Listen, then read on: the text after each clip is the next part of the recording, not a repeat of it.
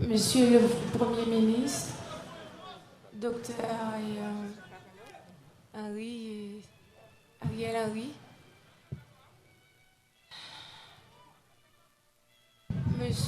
Mesdames, Messieurs les représentants des trois pouvoirs de l'État,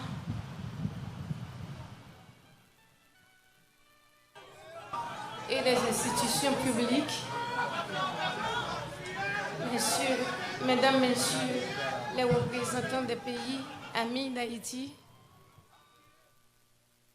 frères, sœurs, du nord et du nord-est, du nord-ouest, des 10 départements en général. Vous, les membres de la famille,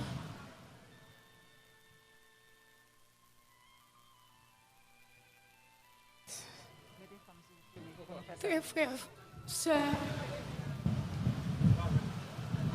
c'est pour moi un amour, un honneur de prendre la parole au nom de la famille Moïse, docteur Bruno, Alexandre, Félix, Aubourg, Jean-Louis, pour rendre un dernier hommage à notre frère Jovenel Moïse, entre parenthèses, Nénel pour la famille.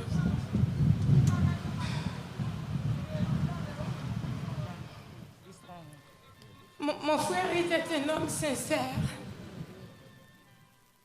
honnête, spécial.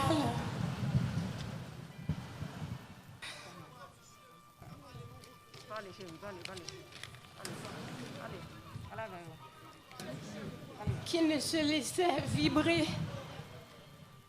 par les propositions indécentes. C'est peut-être ce qui a valu sa mort tragique et crapuleuse aujourd'hui.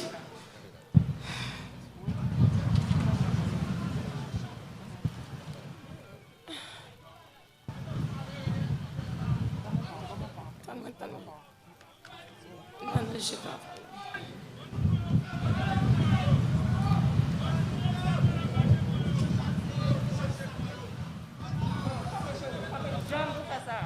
Moi, personnellement, je me sens très fière de mon frère parce que jusqu'à son dernier mot, il en tient tête. Jusqu'à son dernier soupir.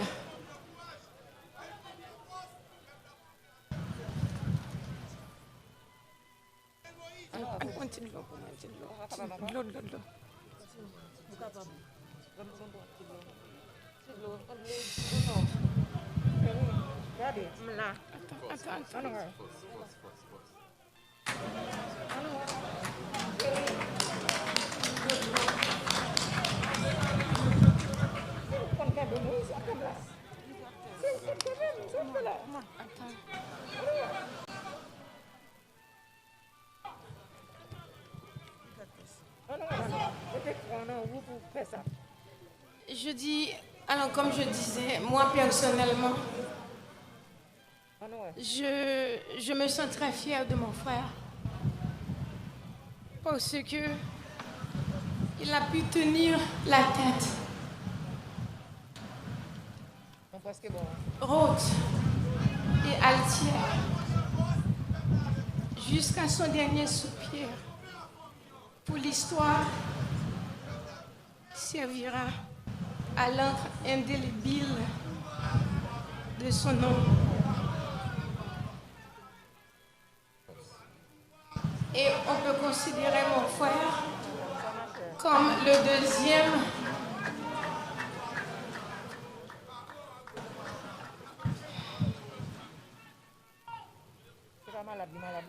Mon frère, il a considéré comme le deuxième. Et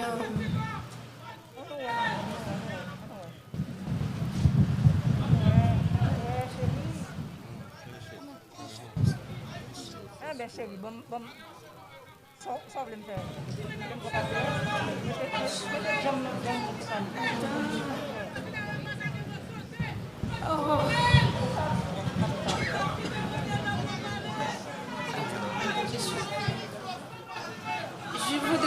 je voudrais pas être longue. Je voudrais pas être trop longue. Car les mots me manquent pour exprimer ce que je ressens.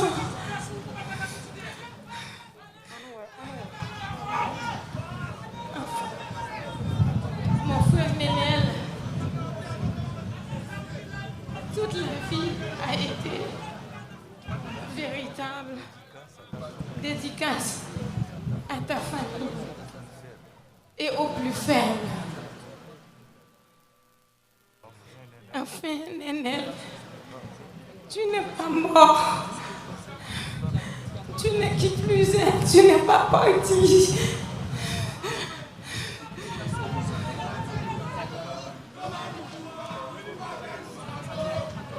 Quand, comme l'avait si bien dit, tout c'est l'ouverture.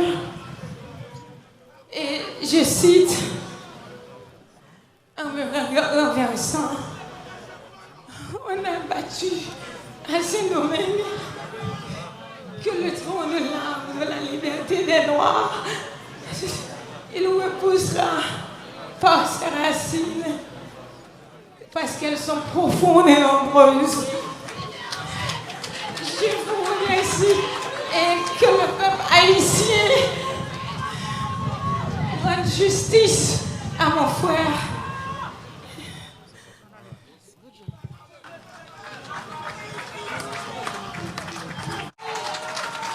Qui, l'autre fois, prend courage à demain, même s'il a souffert, pour le petit morceau dans la salle senti.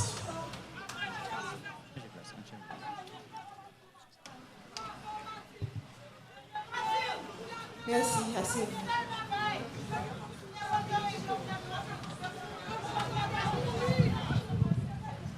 Monsieur le Premier ministre, Mesdames, Messieurs les membres du gouvernement, Mesdames, Messieurs les représentants des pays amis, Mesdames, Messieurs les fonctionnaires de l'État, aux dignitaires de la fonction publique, Mesdames, Messieurs les représentants des institutions indépendantes, Mesdames, Messieurs les officiels des 10 départements de la République, Mesdames, Messieurs les représentants des collectivités territoriales, Mesdames, Messieurs les représentants du secteur privé des affaires, Mesdames, Messieurs les représentants des organisations de la société civile, Mesdames, Messieurs les représentants de la diaspora, Frère Maxime, dans tout le pays.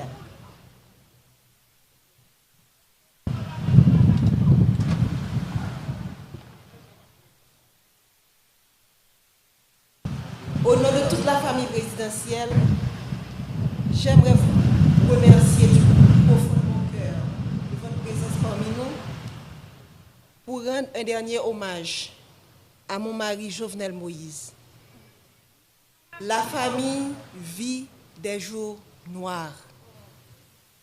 Faire le déplacement jusqu'ici pour nous soutenir,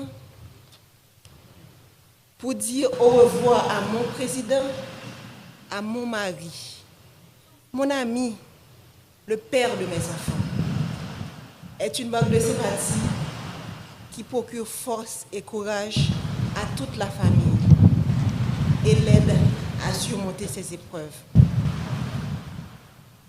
Quand j'ai rencontré Joe, cet homme qui allait devenir mon mari et le père de mes enfants, j'ai vu en lui un esprit brillant, inventif et créatif, un être passionné et déterminé, une personne sympathique, enjoué, doté de grand charisme, un jeune homme réservé, mais tellement généreux.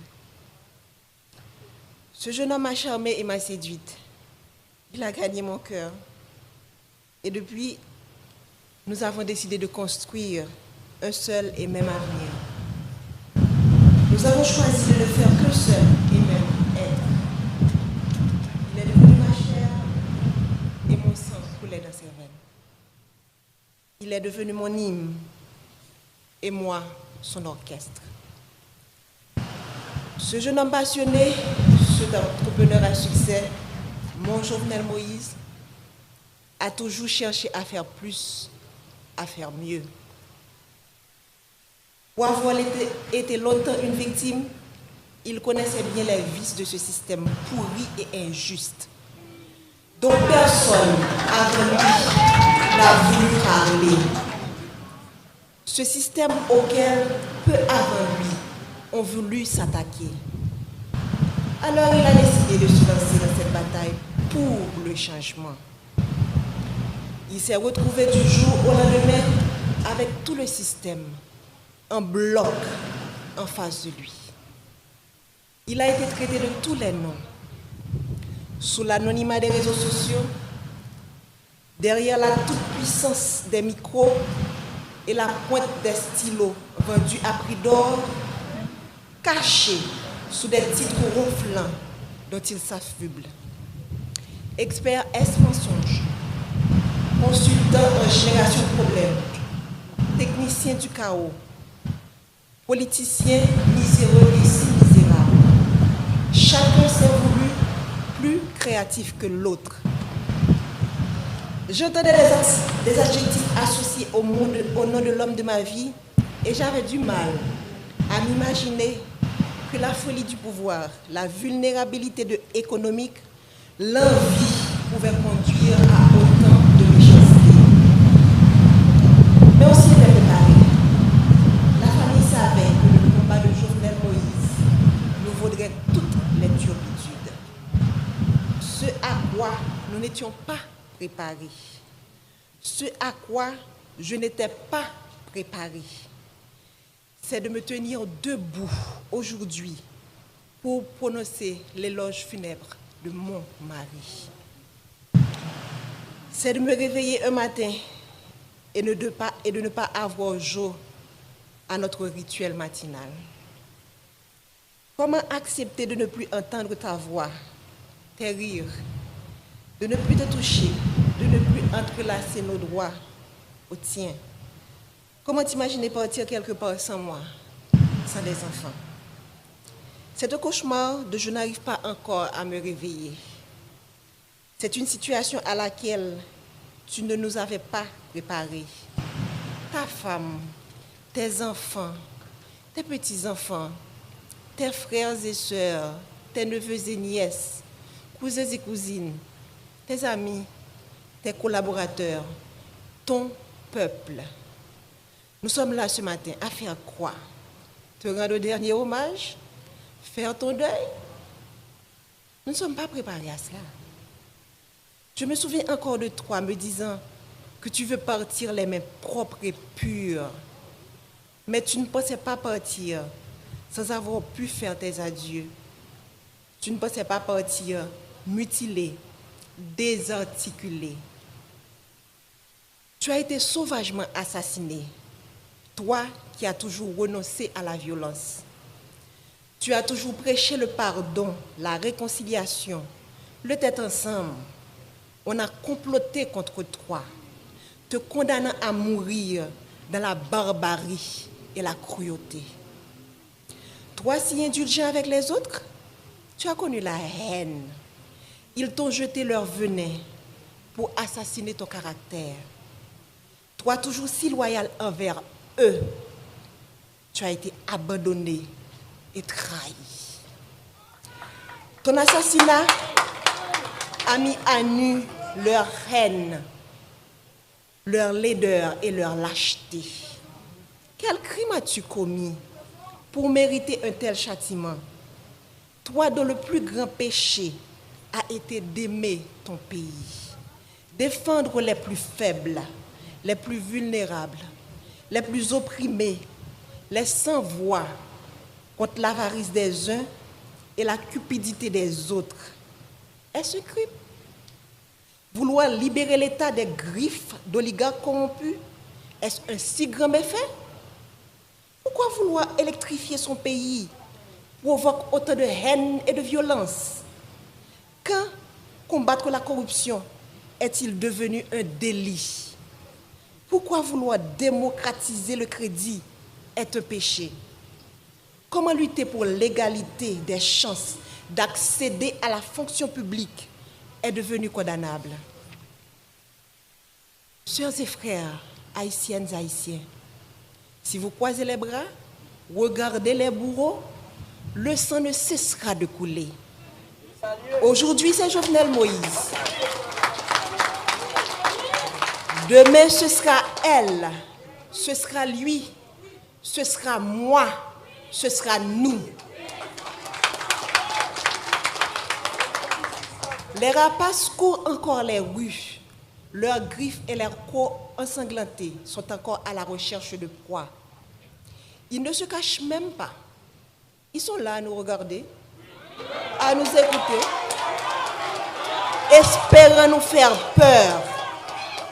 Leur soif de sang ne s'est pas encore étanchée. Mais Jovenel nous a montré le chemin. Il nous a ouvert les yeux.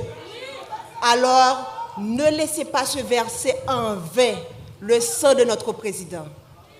Crions justice! Crions justice! Crions justice! Nous ne voulons ni vengeance, ni violence. La violence amène la violence, répétait souvent le Jovenel Moïse, le président. Nous ne céderons pas non plus à la peur. La peur engendre la peur, disait-il toujours. Nous allons les regarder droit dans les yeux, comme Jovenel Moïse les aurait fixés. Et nous allons leur dire, c'est assez. Jovenel, mon amour, mon compagnon, mon ami, mon autre moi, que vais-je devenir sans toi? Comment me résoudre à vivre sans toi? Ces pleurs qui inondent mon cœur, ces larmes dans lesquelles mon âme se noie, quand viendras-tu les sécher? Je ne peux pas te faire mes adieux, alors je te dis au revoir, Jo. Pars avec tout l'amour que je te porte. Les valeurs que tu as inculquées à tes enfants, à moi, à la jeunesse de ton pays, continueront d'exister de génération en génération. Pars en paix, mon cœur, pars avec le sentiment du devoir accompli. Laisse ton âme se reposer en paix. Nous nous chargerons du reste.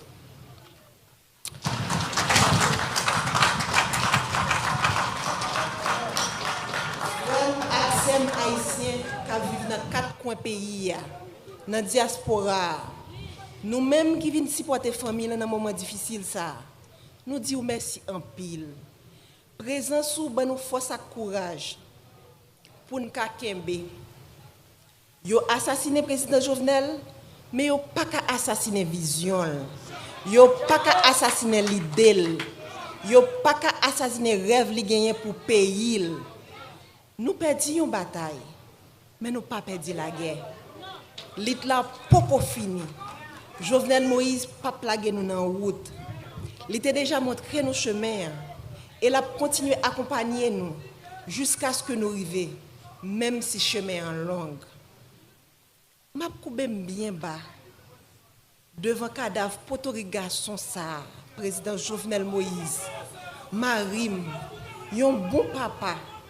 Un bon mari, un bon président, un bon soldat. Nous faisons tout campagne ensemble, passer dans tout petit coin pays pour nous comprendre plus bien qui mauvais la vie, frère action nous a subi. Jodi à m'abdil son au revoir. c'est pas un adieu. M'a salué chaque monde qui vient saluer des pas pour tout garçon ça. Qui tape mené une bataille, qui est un pile monde qui a un privilège pas de comprendre, mais qui veut dire un pile bagaille pour monde en dehors yo. Jour qui est 7 juillet, c'est un jour que monde sans foi ni loi paraît à toute volonté yo pour yo chavirer chaudier l'espoir pour monde qui pi mal yo, pour gros orteil yo, pour tête canaille yo. Monde qui a commencé à prendre centre l'espoir avec développement parce que route a fait bon la caille yo, poteau a mette, courant a bail, pompe solaire a installé pour couper grand goût. Jour 7 juillet, monsieur a planifié pour yo couper souffle. Sans yo pas rendre compte qui mal yo t'a fait pays, qui mal yo t'a fait moun Haïti, qui mal yo t'a fait diaspora.